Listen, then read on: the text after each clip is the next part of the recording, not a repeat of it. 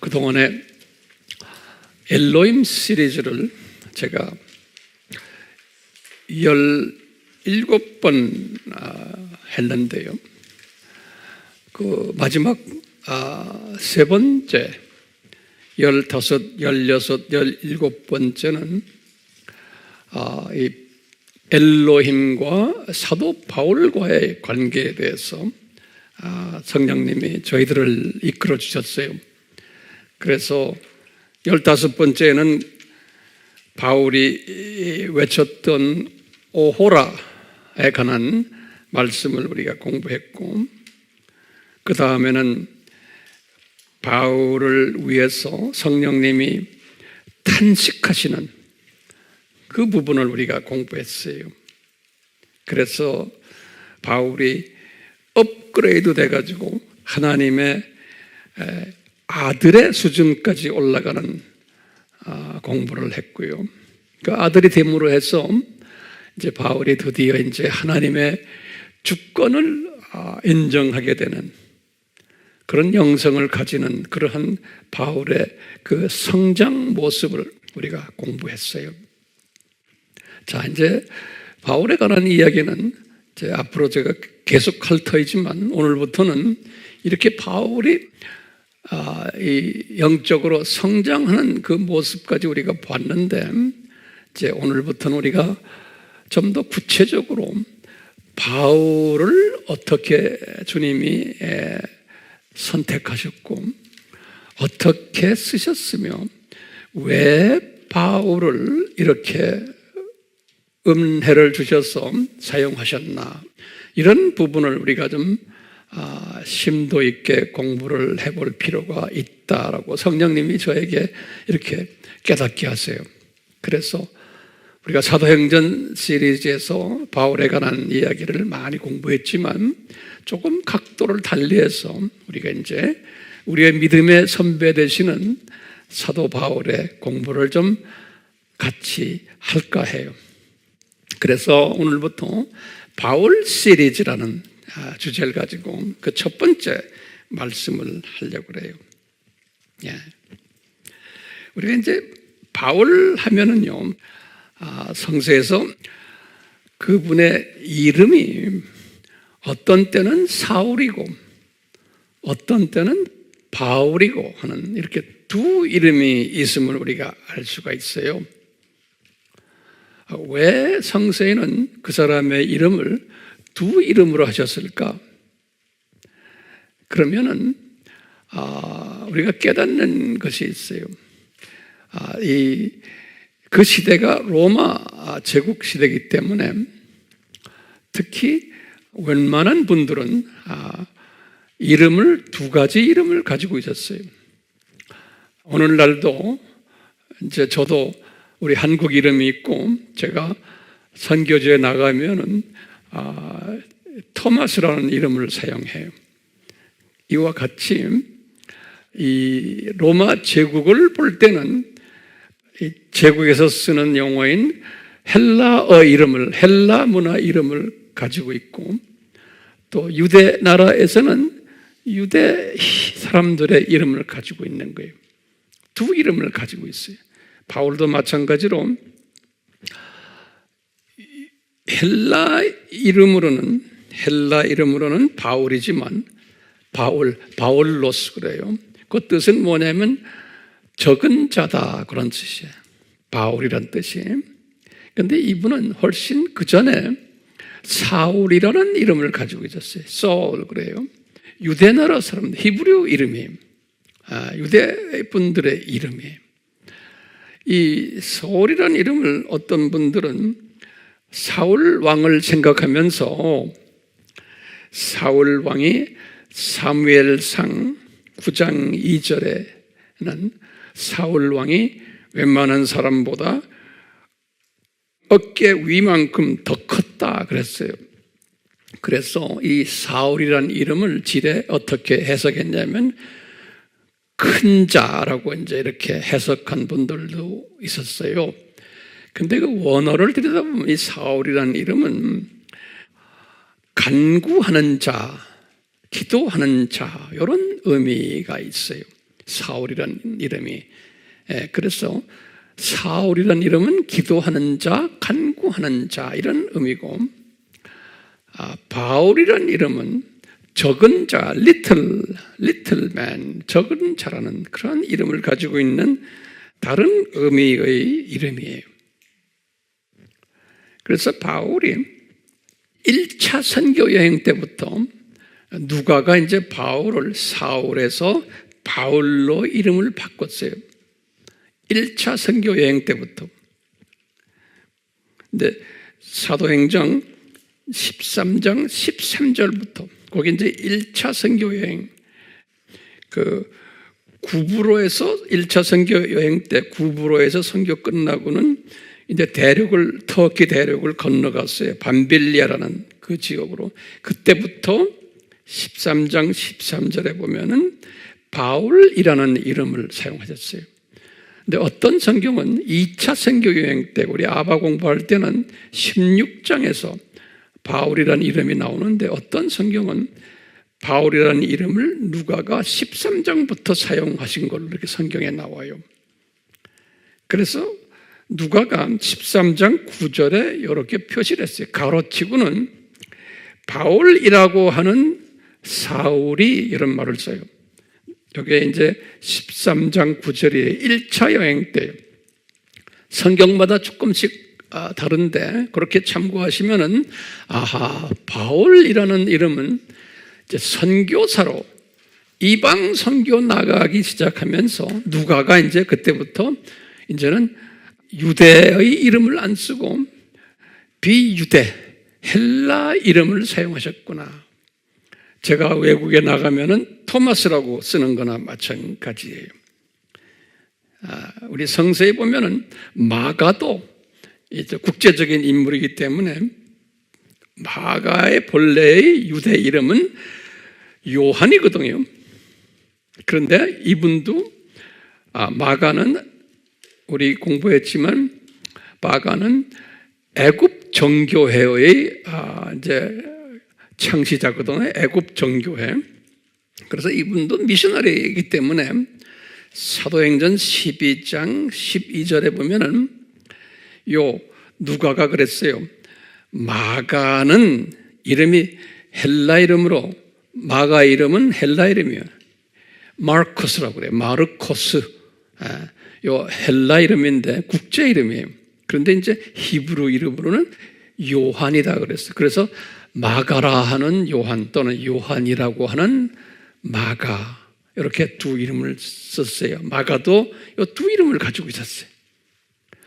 근데 베드로는 이분은 본래 이런 분들과 조금 교육 수준도 낮고 하기 때문에 해외 선교를 초창기에는 안 했기 때문에 이분은 이 유대 이름만 본래 가지고 있었어요. 그 이름이 뭐예요? 시몬이라는 이름이에요. 시몬. 시몬인데, 그렇죠? 바요나 시모나 그러죠. 바라는 말은 아들인데, 요나가 아버지, 요나의 아들 시모나, 그래 바요나 그런 말을 예수님이 쓰셨어요. 요한복음 21장 15절에. 그런데 이미 예수님께서는 가이사 빌립보에서 이제 예수님께서 이분에게 3년 공생에 중반됐을 때 이름을 이분에게 시몬인 이 베드로에게 소위 국제 이름, 헬라 이름을 줬어요. 그게 베트로스예요. 베드로라는 이름은 페트로스. 이건 반석이라는 뜻이죠. 마태복음 16장 18절에 이렇게 베드로도 두 이름을 가지게 된 거예요. 그러니까 참고로 우리가 바울을 왜 두 이름을 주셨나? 그러면은 이렇게 기억하시면 되겠어요. 자, 우리가 이렇게 두 이름을 가진, 특별히 하나님께서 이 사울이라는 이 사람을 하나님께서, 우리가 다음 시간에 조금 보겠지만 오늘은 참고로만 알고 계세요.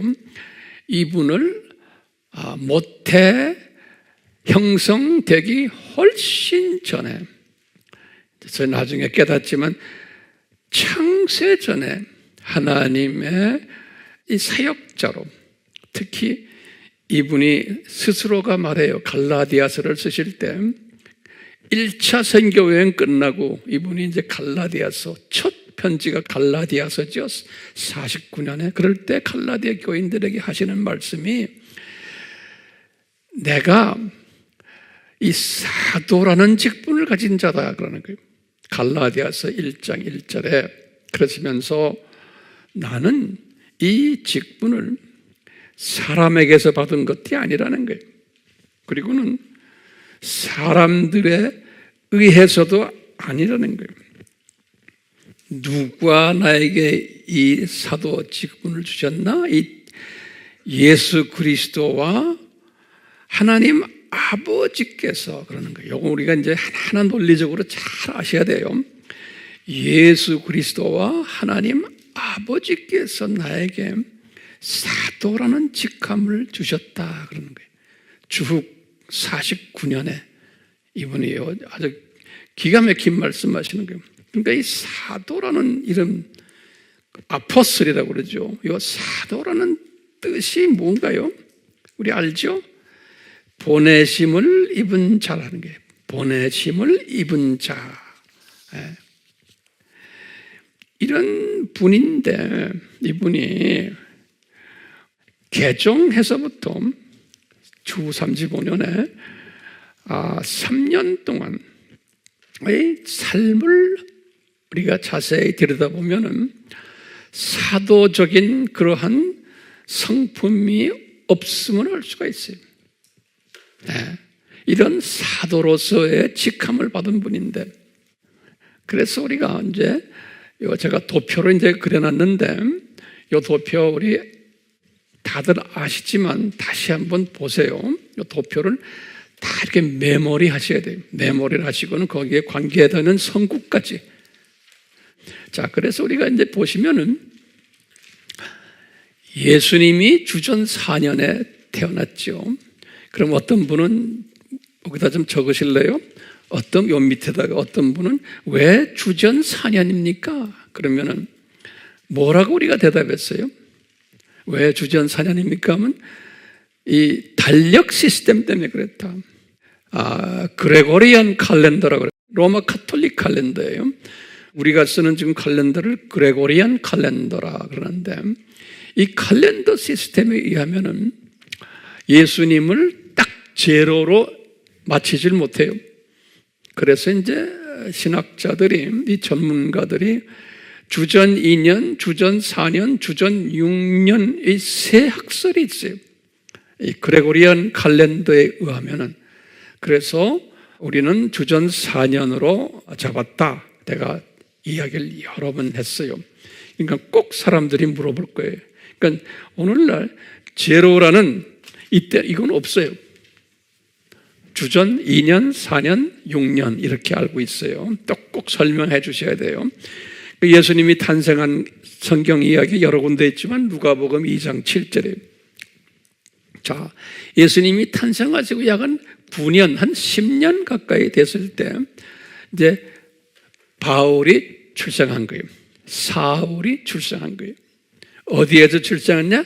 길리기아 다소에서. 요게 성경에 어디 나오느냐? 사도행전 22장 3절에 보면 딱 나와요. 바울이 스스로가 이야기하는 거야. 이스라엘 지도자들에게 내가 길리기아 지방 다소에서 태어났다.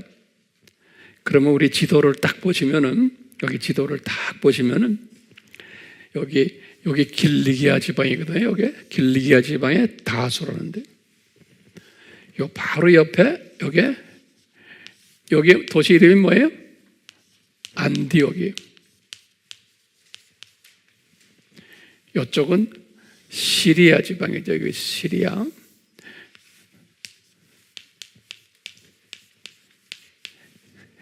길리기아, 시리아, 전부 다 하는 것은 헬라 말로 또는 라틴어로 어떤 지역을 이야기할 때 그래요. 자, 여기에서 태어난 분이에요. 이분이 태어났는데, 이분은 이민자 가족이에요. 디아스포라의 가족이에요. 태어나기를 해외에서 태어난 사람이. 그래서 이제 여러 가지로 우리가 이제 이야기할 때 그래요. 이 아버지가 그쪽으로 아마 이민 간 것으로 예측을 하는 거예요. 아버지가. 그래서 이제 어떻게 아버지가 거기 가셨나? 아버지가 아마도 유대인으로서 로마 군인으로 또는 군속으로 로마 정부에 충성을 했던 분으로 우리가 이렇게 짐작을 해요.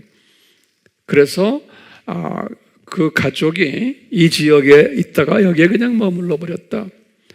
근데 우리 공부했듯이 다소라는 이 도시는 그 당시에 교육 도시였어요.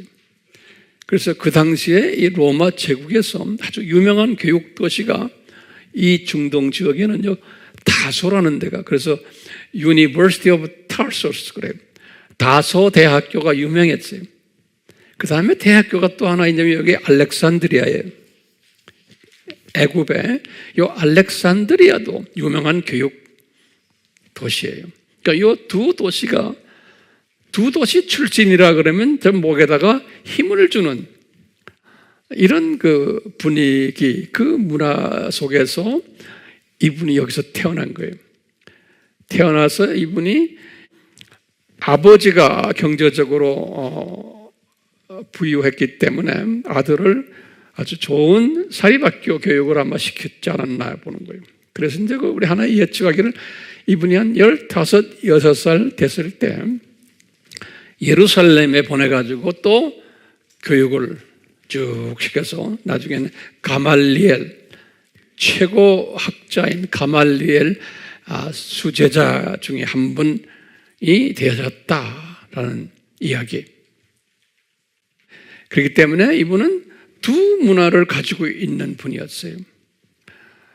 헬라 문화도 가지고 있었고 히브리 문화도 가지고 있었고 두 언어도 마음대로 쓰시는, 그리고는 고등교육을 받은 분이었다라고 우리가 보고 있는 거예요. 그 모습을 바울이 빌립보서에서 유명한 빌립보서 3장 4절에서 6절에 바울이 자기 자신을 자랑하면서 이야기한 게 있어요. 그 중요한 성경 구절이에요. 바울이 내가 과거에는 이 출신이다 라는 말을 하는 게 있어요. 뭐라 그러냐면 내가 8일 만에 할례를 받은 아주 독실한 유대교 가정에서 태어난 사람이다. 그러면서 자기 자랑을 하는, 내가 이런 육신의 자랑거리가 있었단다. 그러면서 나중에 나는 이것을 다 쓰레기처럼 생각하게 됐단다 라는 이야기를 하시면서 이야기를 하세요. 그래서요, 첫 번째 뭐예요? 8일 만에 할례를 받은 독실한 유대교 가정 출신이다. 두 번째로 뭐라고 했냐면 이분이 나는 이스라엘 사람이다 그랬어요. 이 말은 뭐냐면 나는 이방에서 태어났지만 이방 사람이 아니다 라는 거예요. 그러니까 나는 순수 이스라엘 사람이다, 이런 자랑을 하는 거예요. 또 세 번째로 자랑하는 게 뭐냐면 나는 이스라엘 사람 중에서 벤야민 지파다 그러는 거예요.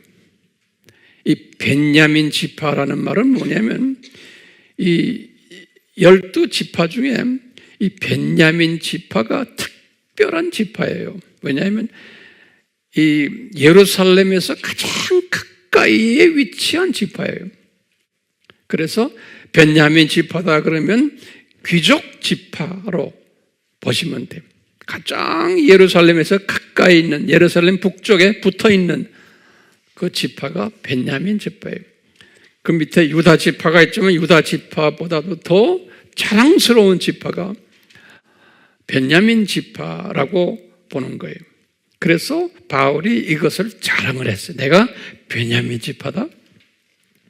또 바울이 자랑한 게 뭐냐면 나는 히브리인 중에 히브리인이다 그랬어요. 이 말은 뭐냐면 나는 엘리트 출신이다 라는 의미예요. 나는 엘리트 출신이다. 그리고는 나는 율법을 엄청 사랑했던 사람이다. 그러는 거예요. 그래서 나는 바리새 지파다. 그러는 거예요. 바리새. 그래서 율법 이것 때문에 내가 기독교인들을 핍박했던 자다. 그러는 거예요. 그런 이야기 하시면서 그러면서 나는 누구의 제자라고 그랬어요? 가말리엘 후손이다? 영적 후손이다? 이런 이야기들을 쭉 하는 게 여기 빌립보서 3장 4절에서 6절.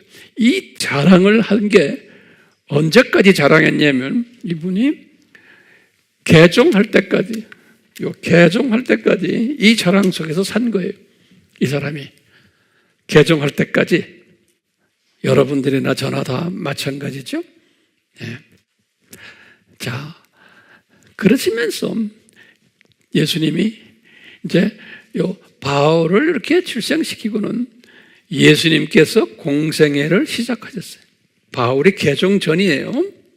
바울은 이런 사상을 가지고서 살고 있었어요. 그 당시에. 이런 사상을 가지고서 공생애 시작했죠. 예수님의 십자가에서 죽으셨죠. 부활하셨죠. 승천하셨죠. 그게 주후 30년으로 보는 거예요. 그리고는 예루살렘 교회를 개척한 거예요. 첫 교회지요. 성경에 사도행전 2장 42절에서 47절에 이 내용이 예루살렘 교회를 개척한 내용이에요.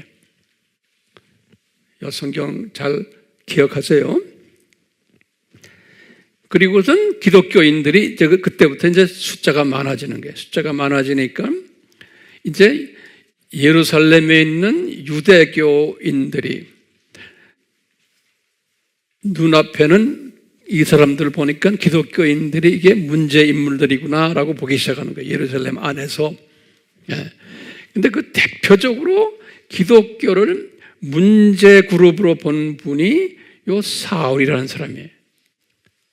그러니까 예수님께서 이 사람을 사용하실 때 이 사람을 지금 로마 제국 전체의 복음화를 하기 위해서 신약의 거의 대부분을 글쓰게 하신 이 사람인데 이 사람을 하나님이 쓰시기 위해서 이런 마인드를 주시고 의도적으로 다 계획하신 거예요.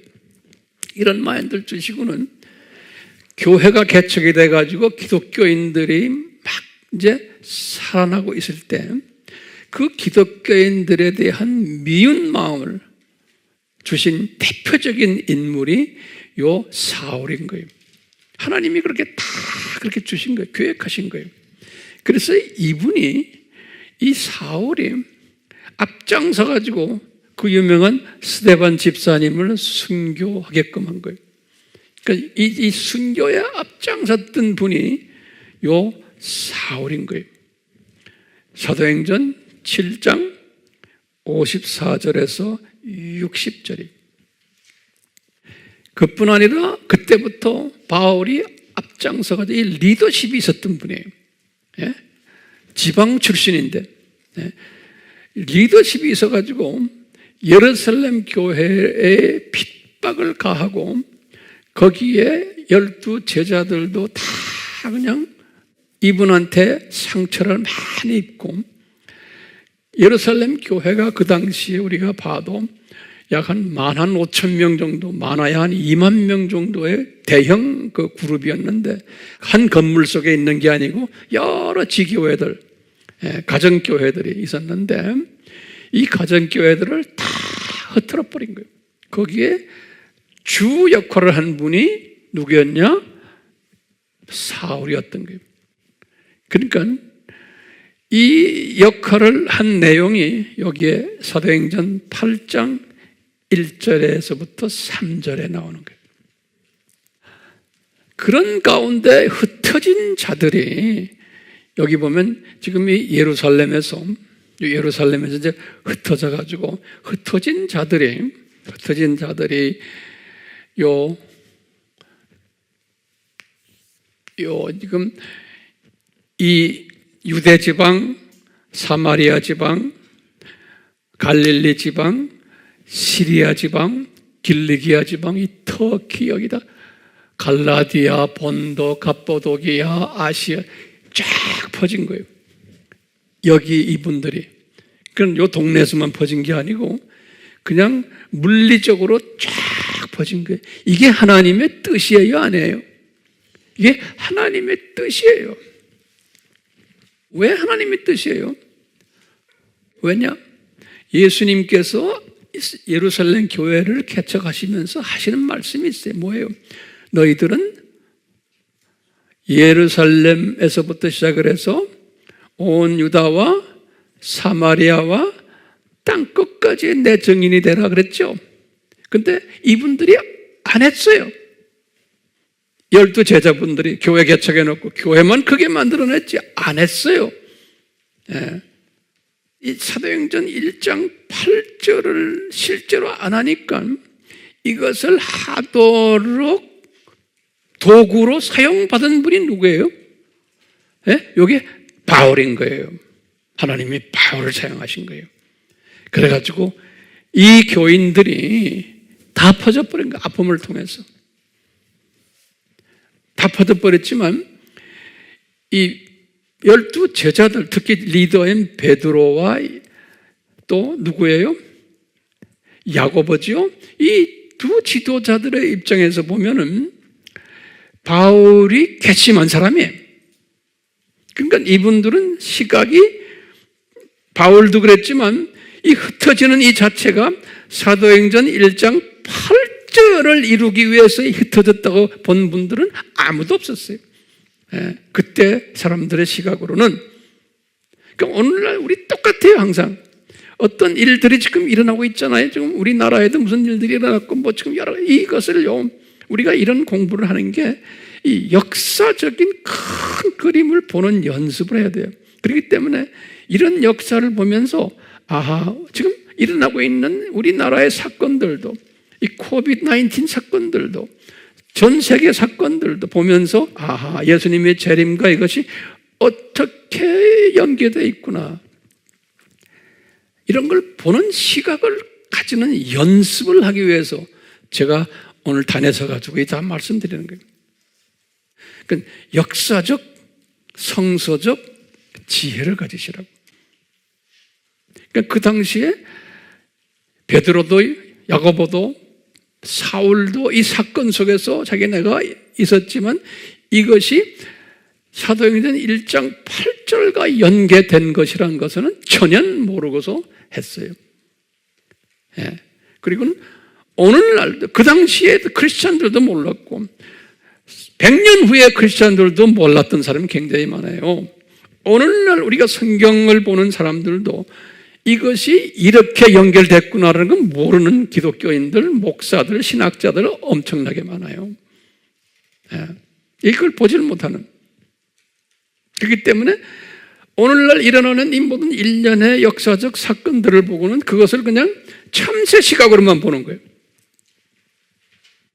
참새 시각에서 벗어나서 무슨 시각을 보기 위해서 우리가 지금 여기에 이렇게 있어요?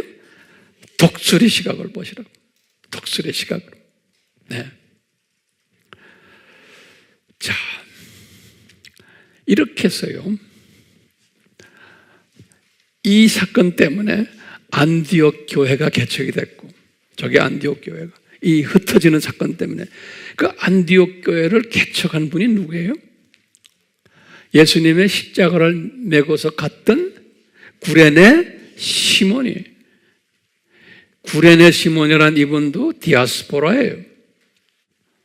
구레네가 어디예요? 오늘날 구레네가 리비아. 여기가 리비아.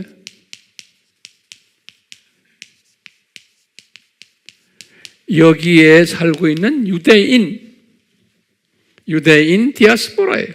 이 사람이 오순절, 6월절과 오순절 지키러 예루살렘에 왔다가 6월절 때 예수님이 십자가에 메고 가시는 걸 보고는 그 가까이 갔다가 이분이 예수님의 십자가를 메게 된 사람 아닙니까? 특별히 주님이 선택하신 분이세요. 나중에 이제 시몬의 부인이 누구의 엄마가 됐어요?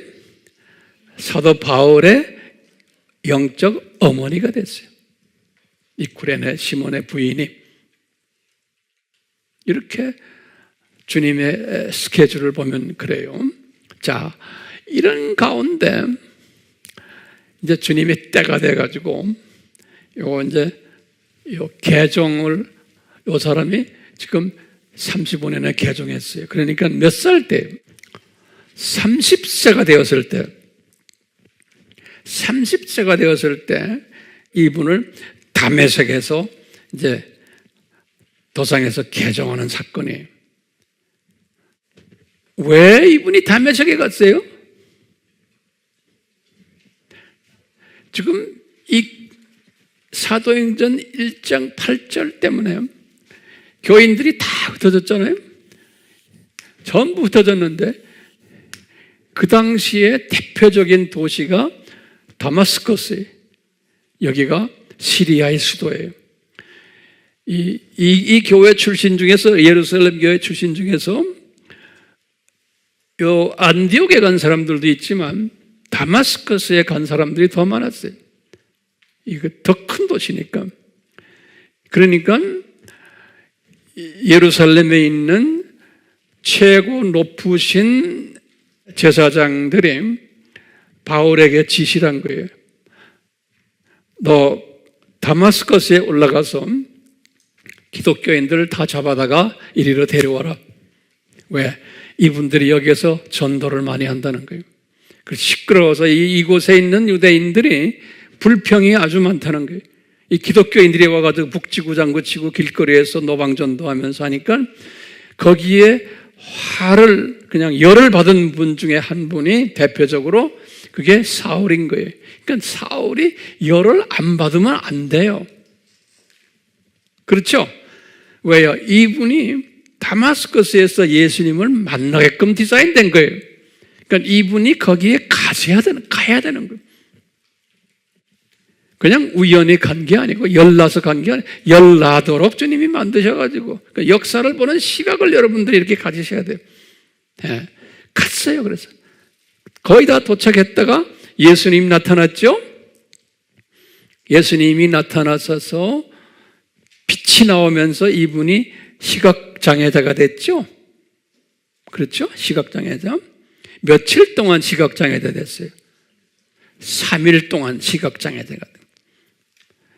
그럴 때 이분이 직가라고 그래요.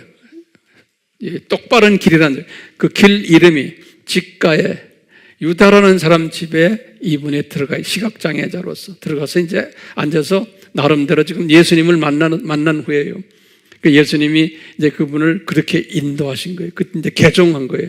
그래가지고 앉아서 이제 시각장애자로 앉아 있는데 예수님이 나타나셔가지고 사울에게 너 좀 있다가 내가 사람 하나 보내는데 그 사람 이름이 아나니아라는 사람이에요. 내가 보낼 테니까 그 사람한테 기도를 받고는 너 눈을 뜨게 해주겠다 그러시는 거예요. 그래서 이분이 지금 이렇게 기다리고 있는데 예수님이 아나니아에게 또 나타나셨어요.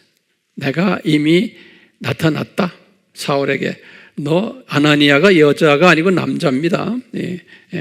이 사람 예수님의 제자라고 그랬어요. 성서에 보면요. 이 아나니아라는 이분에게 말씀하셔가지고 너 가서 사울을 눈뜨게 기도해줘라. 지금 직가라는 유다 집에 있다. 그러니까 아나니아가 뭐라고 그랬어요? 저 무서워서 못 가겠습니다. 그분 엄청난 일을 한 사람이고 우리 기독교인들에게는 철천지 원수입니다. 스데반까지 죽이고 예루살렘 교회를 완전히 초토화시킨 사람입니다. 무서운 사람입니다. 그리고 지식인이고 똑똑하고 내가 그분을 건드릴 수가 없습니다. 그랬더니 가거라 그러면서 뭐라고 말해줘요? 예수님께서 하시는 말, 그 사람은 내가 이방인들과 모든 왕들과 이방인 왕들과 이스라엘의 사람들과 이방인들과 이 모든 사람들을 예수의 이름을 위해서 예수의 이름을 전할 특별한 나의 사도란다. 나의 선택함. I have chosen. 내가 선택한 사람이란다. 그러는 거예요. 네. 그러니까요. 이게 언제 선택이 됐나요? 우리가 이제 다음 시간에 보겠지만, 바울이 나중에는 갈라디아서 쓸 때는 그랬어요. 어머니 태에 있을 때 내가 선택받았다고 그랬어요. 이 사역을 위해서. 근데 나중에 보니까 아닌 거예요. 우리가 로마서 우리 8장 공부 지난 시간에 했죠. 언제? 이미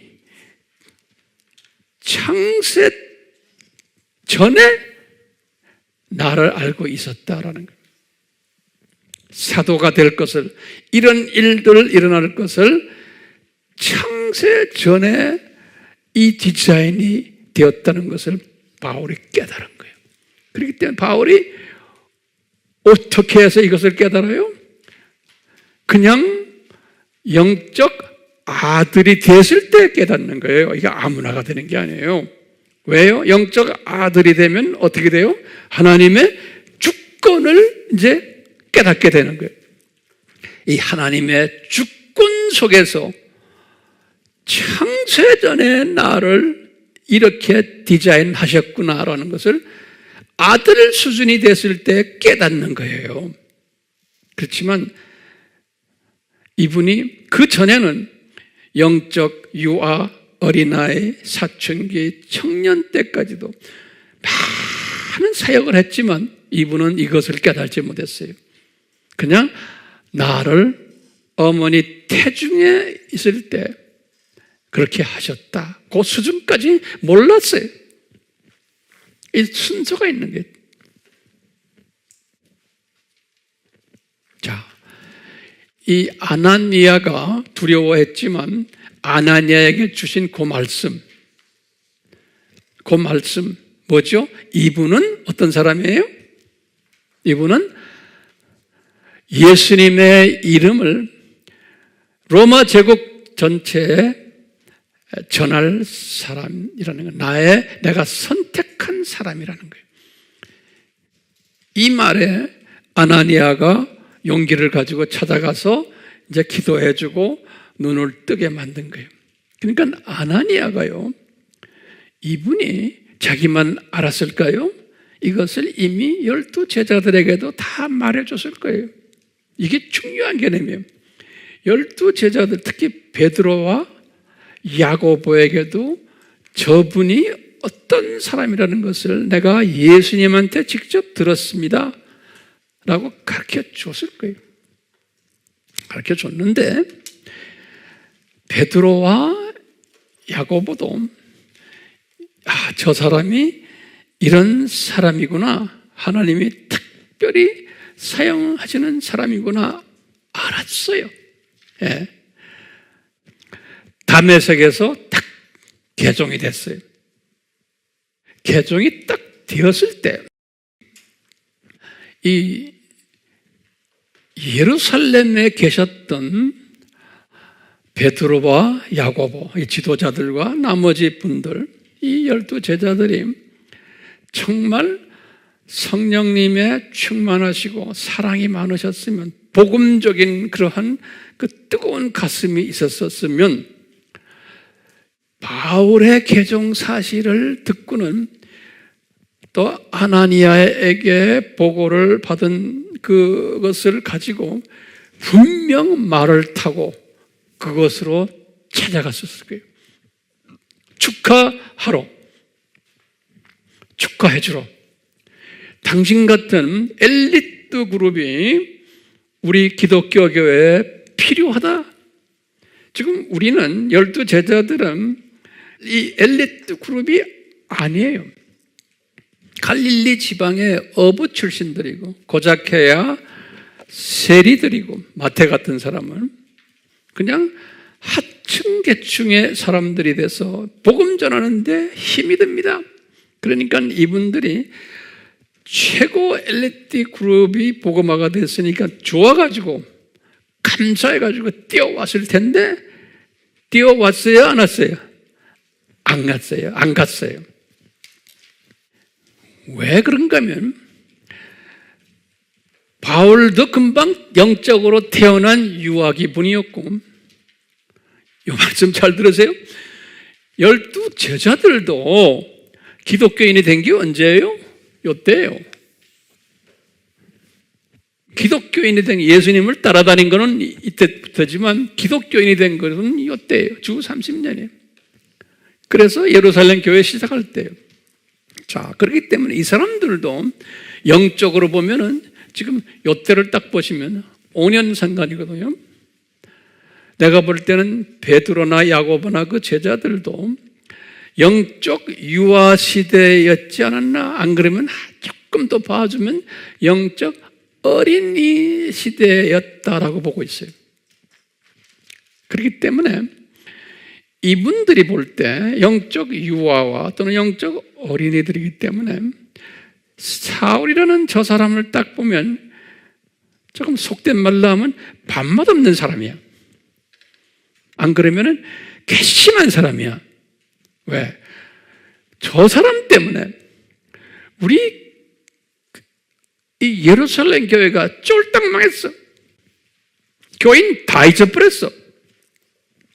우리 사랑하는 스테바니 집사까지도 저 사람이 죽이고 살인자야. 그리고는 우리에게는 철천시 원수야. 이 쓴뿌리가 이 사람들에게 있는 거예요. 그렇기 때문에 이 영적 유아인, 영적 고작해야 어린아이 수준인 이 12 제자들이 자기네가 가지고 있는 이 갈등 쓴뿌리가 떠나지 않고 있기 때문에 금방 개종한 사울을 보고는 반가운 게 없었던 거예요. 그리고 무슨 마음이 들었냐면 저 사람이 똑똑한 사람인데 혹시 우리가 불러다가 같이 지내다 보면 우리 지도자의 모든 포지션 다 저 사람한테 빼앗길 거로 걱정도 하는 거예요. 똑똑한 사람이니까. 그렇기 때문에 두려움도 있었던 거예요. 이런 측면에서 두려움, 경쟁자로 보는 거예요. 그렇기 때문에 이 바울의 개종을 기뻐하지 않았던 거예요. 그리고는 개종했더라도 그냥 왕따 시켰던 거예요. 가까이 하지도 못하게. 이게 소위 사도라는 사람들의 모습이에요. 이 말은 뭐냐면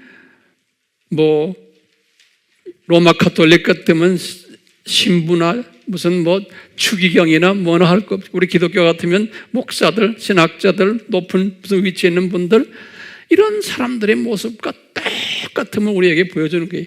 사도들인데 이런 그 쓴뿌리들이 있는 게 그 쓴뿌리가 없어지질 않는 거예요. 대부분의 하나님의 자녀들은 이런 높은 직책을 가지고도 이런 사고에서 벗어나지 못하다가 하늘나라에 가는 사람들이 엄청 많아요.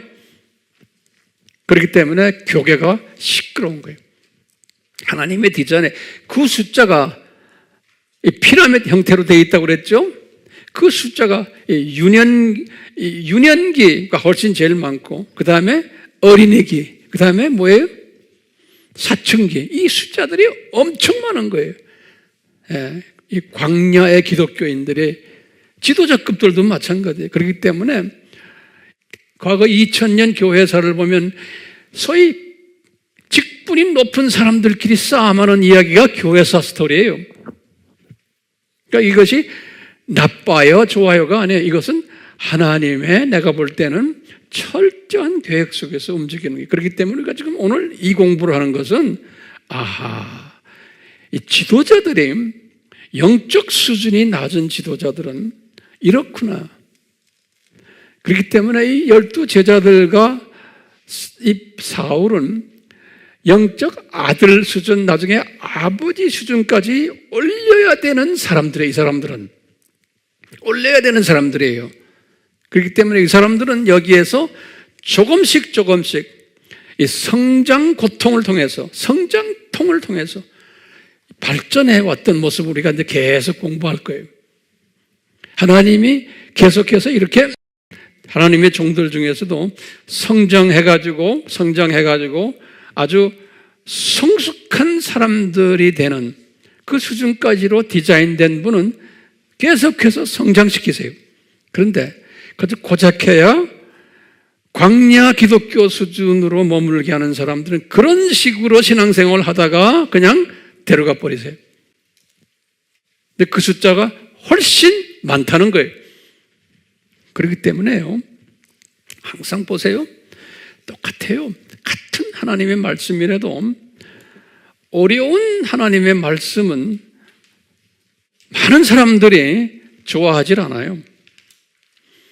되게 많이 좋아하고 아주 많은 사람들이 즐기는 것은 영적 어린아이 수준, 영적 유아 어린아이 수준의 이야기를 해주면 좋아하는 거예요. 근데 당연한 거예요. 왜? 그 숫자가 많기 때문에 그래요. 자, 다메섹에서 이렇게 개종했는데 안 찾아갔어요. 안 찾아가니까 바울 입장에서는 어떻겠어요? 자기가 이렇게 지금 이 기독교인들을 때려잡으러 갔는데 하루아침에 자기가 어떻게 됐어요? 간첩이 갔다가 자수하고는 저쪽 편 된 거나 마찬가지. 그러니까 바울을 거꾸로 죽이려고 하는 사람들이 누구겠어요? 바울을 파송했던 사람들, 유대인 사람들이 너 변질됐구나 이래가지고 죽이려고 했어요. 죽이려고 했는데 바울이 보면요, 이 사도행전 9장 1절에서부터 19절 그 이야기인데 이제 나중에 이제 셀 할 때 읽어보세요. 보면은 바울이 거기에서요 예수 그리스도를 전파했다고 그랬어요. 이분이 하나님의 아들이라고 하면서, 그러니까요 이 보통뿐이 아닌 거예요.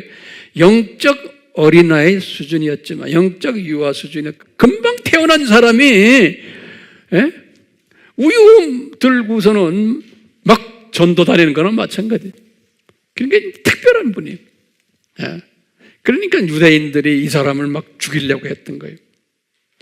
그때 다메섹에 있는 소수의 이름이 없는 기독교인들이, 하나님이 항상 그런 사람들을 남겨놨잖아요. 그런 사람들이 바울을 돕게 만드는 거예요. 항상 그 소수의 돕는 자들이죠. 숨겨놓은 자들이. 그러니까 바울이 그 사람들이 도움 없으면 꼼짝 못하고 홀로. 주변에는 유대인이 자기를 죽이려는 사람들이 그냥 깔려 있는데, 그래서 이분들이 바울을 예루살렘에 보내지 않고, 예루살렘에 가면 안 좋으니까 아라비아로 보낸 거예요. 아라비아란 게 보면 갈라디아서 1장 17절에 보면 아라비아로 보냈다고 그랬어요. 그런데 이 아라비아를 갈라디아서 4장 25절에는 뭐라고 했냐면, 바울이 그게 시내산이었다 그랬어요. 시내산이었다. 갈라디아서 4장 25절에. 그렇기 때문에 오늘날 이제 시내산이, 오늘날 여기 지금 광야예요. 로마 카톨릭이 시내산을 광야, 여기를 시내산으로 자기네가 만들었어요. 근데 보니까 지금 이 말씀에 의하면은 시내산이 이 광야가 아니었다는 거예요. 시내산이 어디냐? 아라비아예요, 아라비아. 그래서 요새 이쪽에 전문하는 분들이 진짜 시내산은 아라비아에 있다 하는 말 알죠? 네. 그러니까 시내산이 여기 있었던 게 사우디아라비아. 제가 볼 때도 그래요. 이건 로마 카톨릭이 만들어낸 거예요. 예. 그래서 요 시내산, 모세가 있었던 곳, 엘리야가 그곳에 갔었던 분이, 특별한 분들이 여기를 거쳤어요. 똑같이 사도 바울도 여기에 간 거예요. 시내산에 가서 이제 예수님과 이제 대화하기 시작하시는 거예요. 시내산에 가서 홀로 몇 년간? 3년간.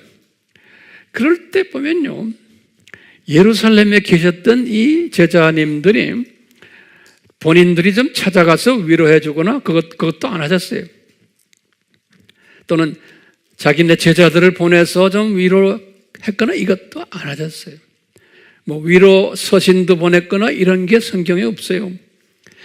완전히 왕따시키고 그대로 거기에 있게 했어요. 혼자서. 그러니까 성령님께서는 바울로 하여금 점점 더 쓴뿌리가 더 많게 만드는 거예요. 예? 내가 원해서도 아닌데 내가 이 기독교로 개종해가지고 지금 홀로 이 시내산에서, 바울은 구약을 잘 아시는 분이니까 엘리야도 여기에 계셨고 모세도 계셨던 이 자리에 내가 지금 왔는데 새로 개종한 이 기독교 그룹들이 나를 왕따시키는구나. 그러니까 이분의 입장에서 보면 엄청 괴로운 거예요. 그 다음에 이 갈등도 말할 것도 없고, 그리고는 어디 갈 데도 없는 사람이에요. 잘못 발을 디뎠다가는 살인당하는 이러한 어려움 속에서 3년을 있게 하셨어요.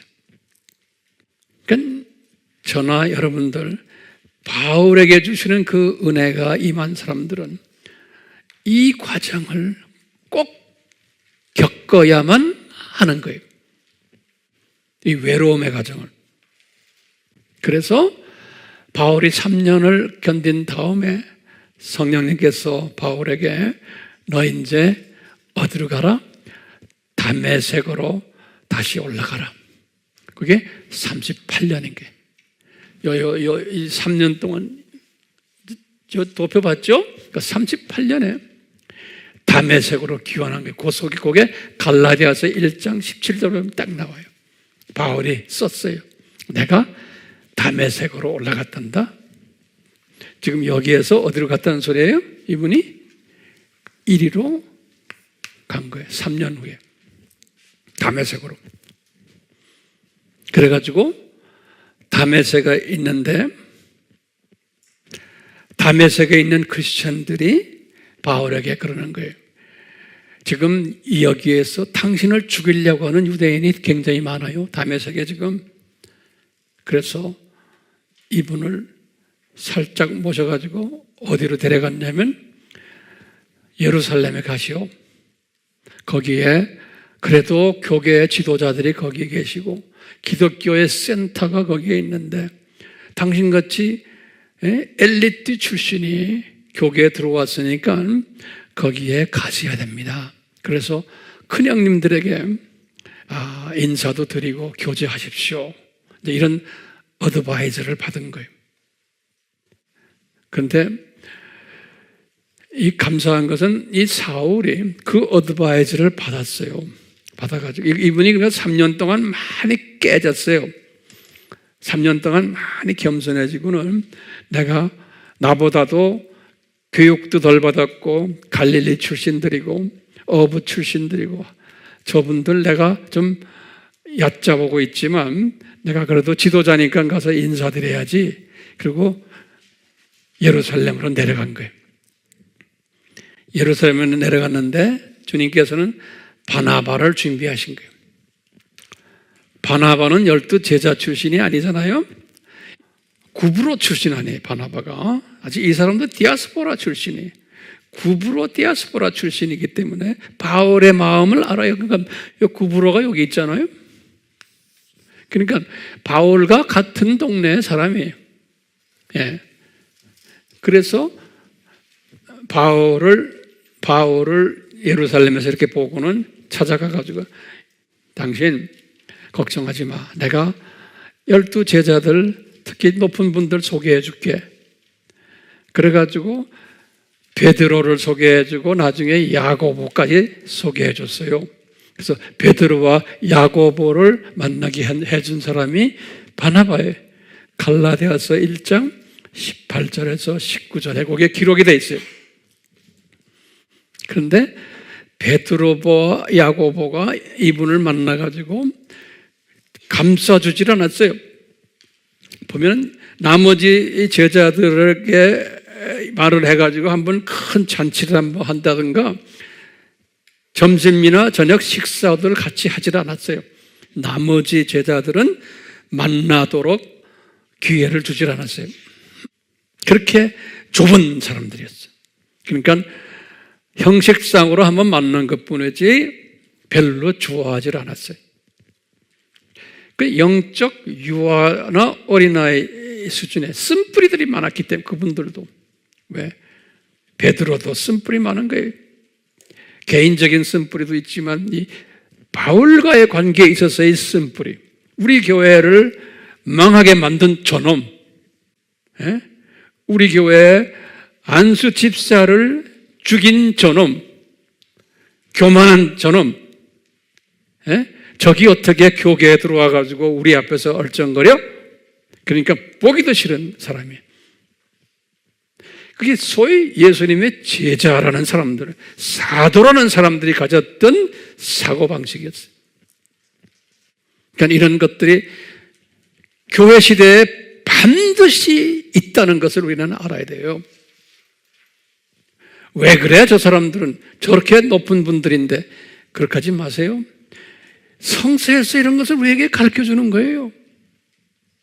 그러니까 함부로 목사님들, 신부님들, 또 이런 높은 분들을 이렇게 비난하지 마세요. 비난 대신에 뭐냐?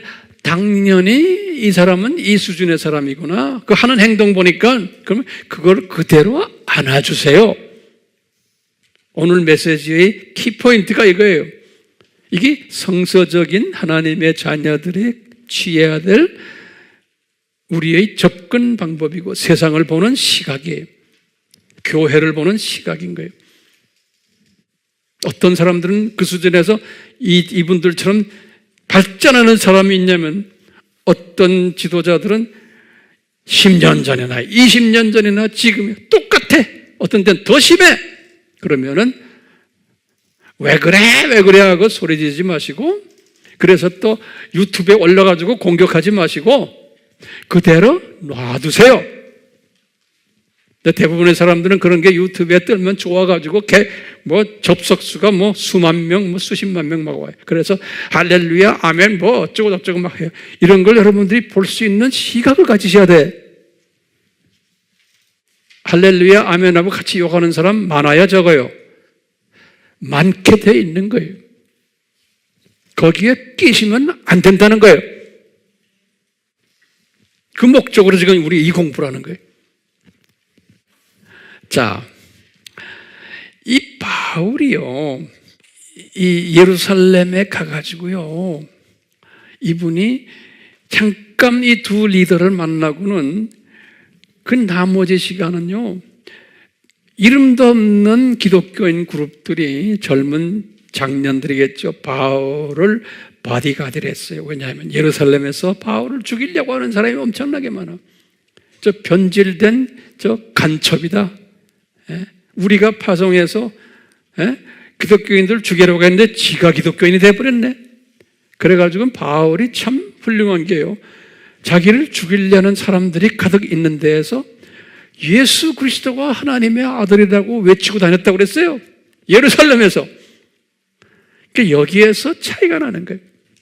골방에 숨어서 어쩔 거가 아니고 복음을 외쳤던 사람이에요. 이게 큰 그릇이 될 사람인가 아닌가가 이때 딱 구별이 되는 거예요.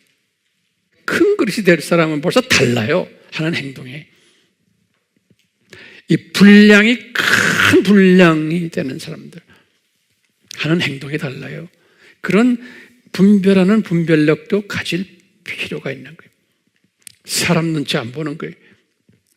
자, 그러니까 살해 위협이 있으니까 15일밖에 못 있었어요. 예루살렘에.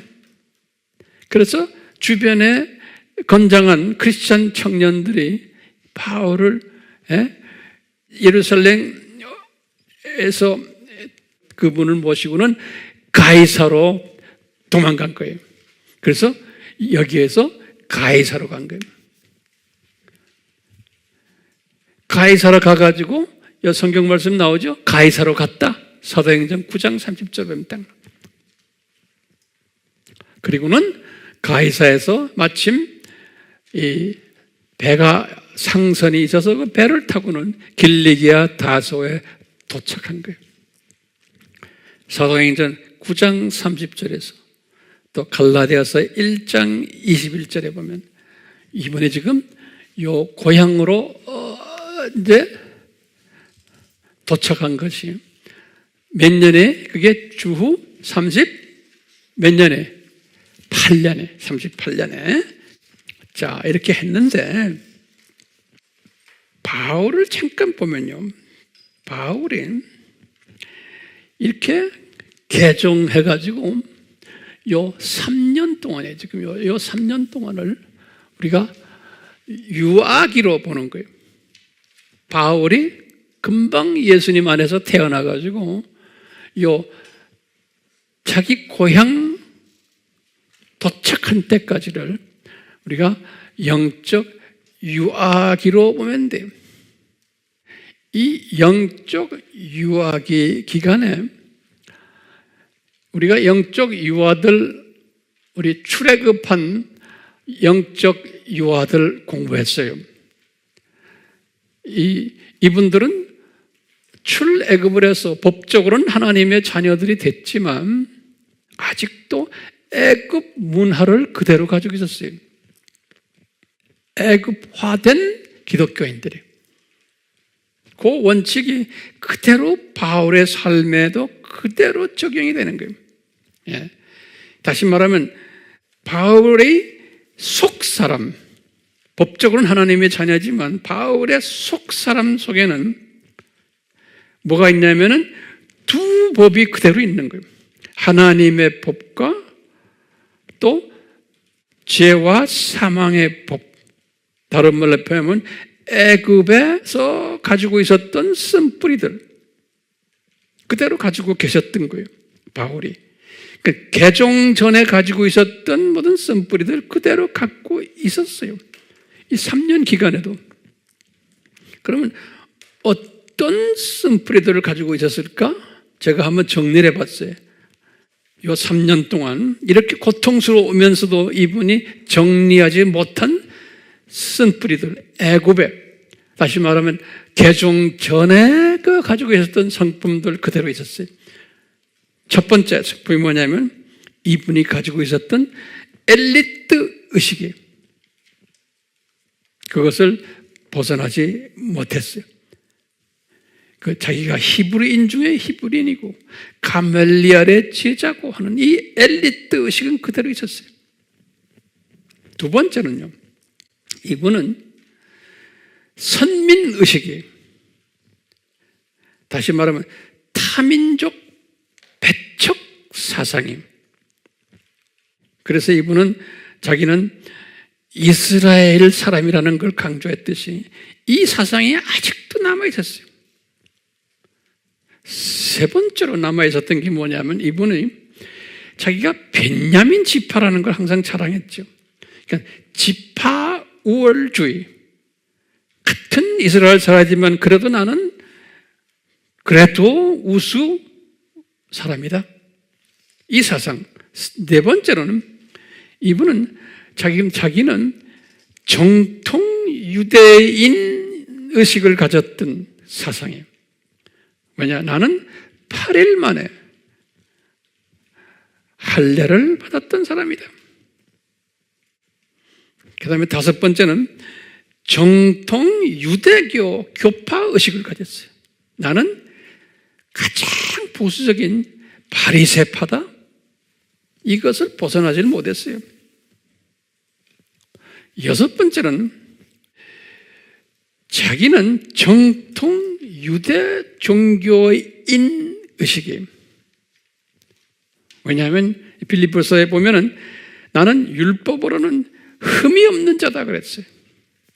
스스로가 말했어요. 나는 율법으로는 철저하게 지켰던 흠이 없는 자라 그랬어요. 그게 여섯 번째. 일곱 번째는 유일 종교 의식이 강했어요. 타 종교는 종교가 아니다라는. 여덟 번째로는 마지막으로 이분은 새로 영접한 기독교인들을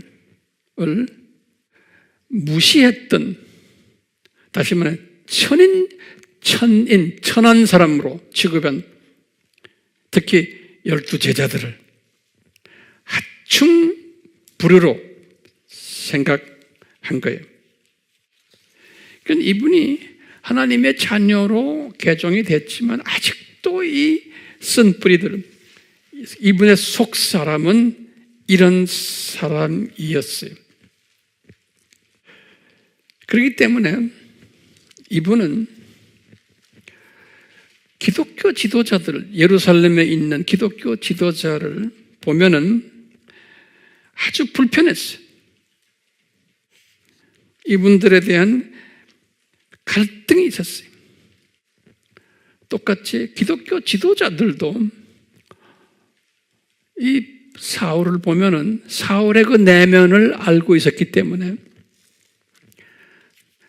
불편했어요. 그분을 보면. 이런 그 거룩한 갈등을 가지면서 이 3년 기간을 지냈어요.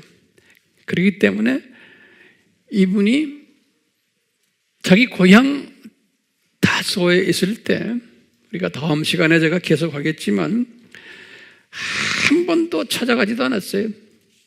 이 기독교 지도자들이. 예. 자, 이런 과정 속에서 오늘 제가 결론적으로 우리가 배울 것이 뭔가?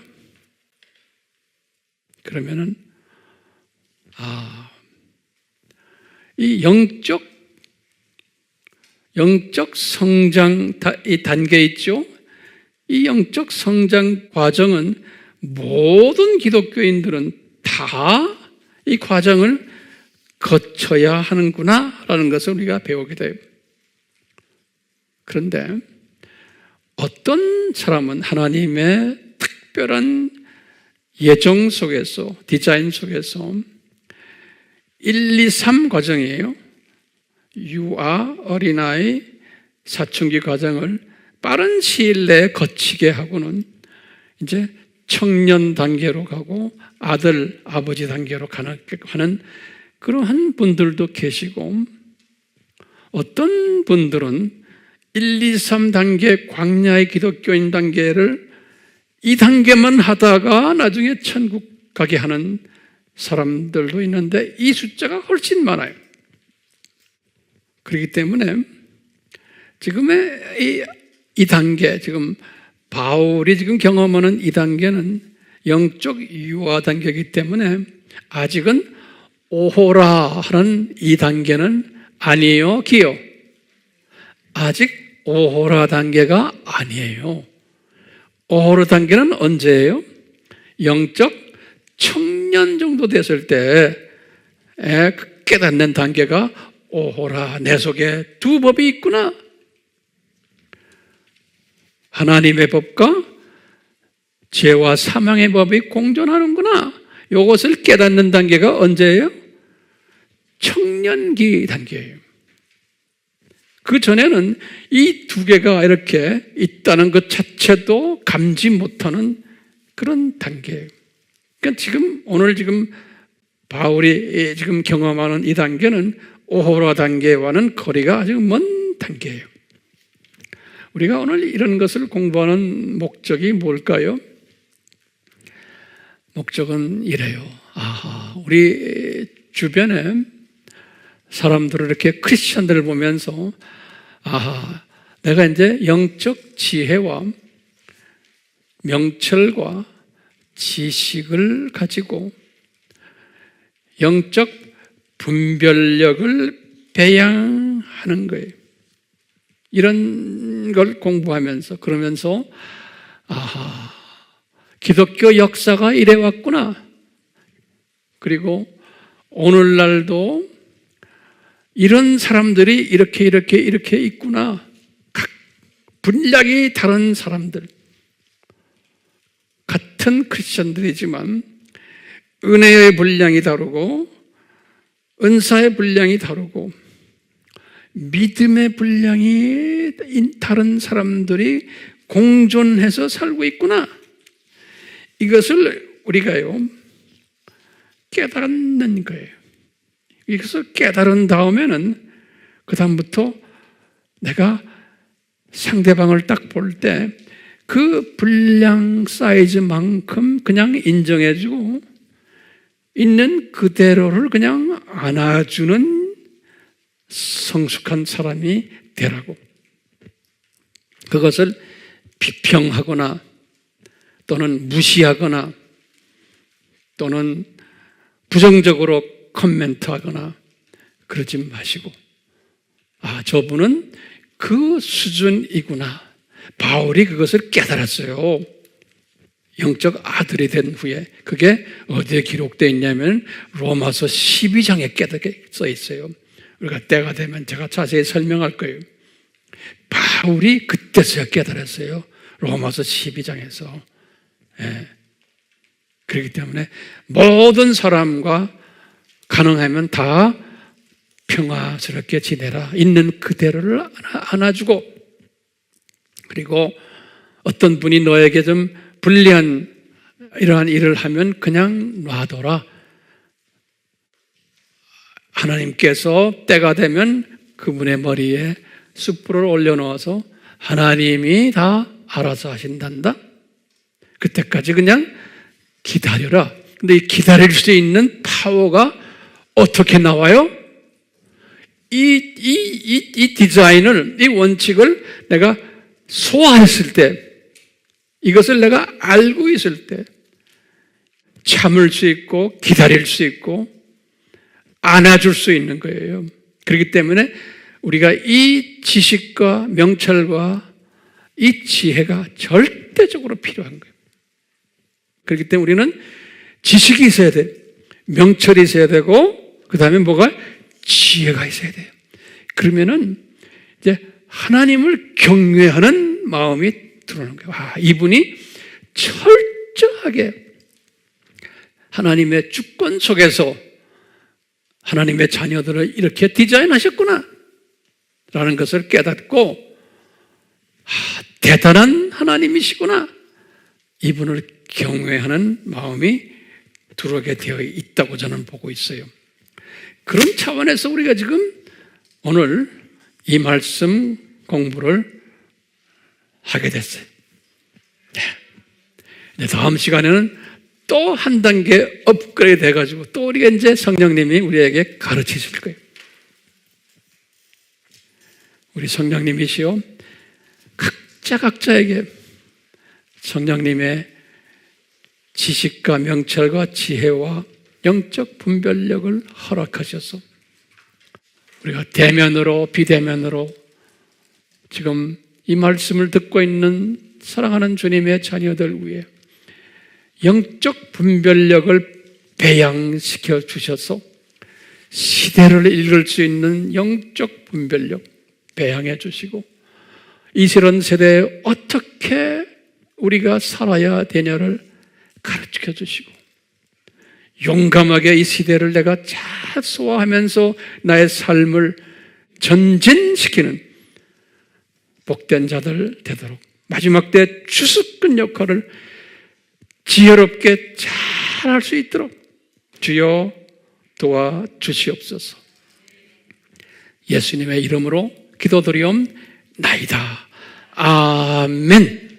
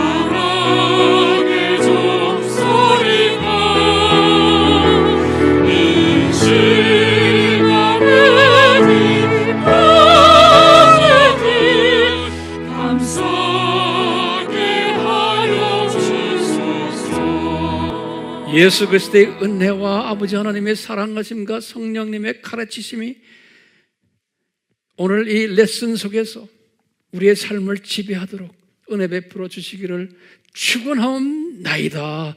아멘.